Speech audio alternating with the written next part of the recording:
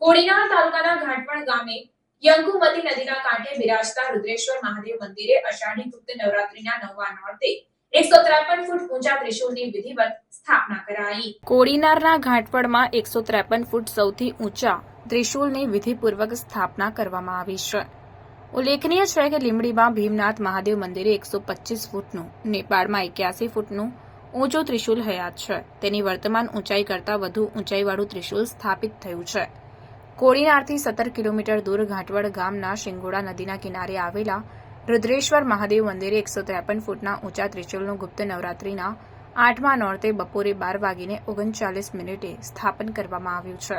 શ્રી રુદ્રેશ્વર જાગીર ભારતી આશ્રમના મહંત અને શ્રી પંચદશનામ જૂના અખાડા રાષ્ટ્રીય ઉપાધ્યક્ષ ઇન્દ્ર ભારતી બાપુએ જણાવ્યું હતું કે ગુરુદેવ પ્રેમ ભારતી બાપુ રતિ બાપુએ જ્યાં તેમના જીવનના સૌથી વધુ વર્ષ વિતાવ્યા તે ઘાટવડમાં યંકુમતી નદીના કિનારે રુદ્રેશ્વર જાગીર ભારતી આશ્રમ પાસેના રુદ્રેશ્વર મહાદેવ મંદિર પાસે આ ત્રિશૂલની સ્થાપના કરવામાં આવી છે.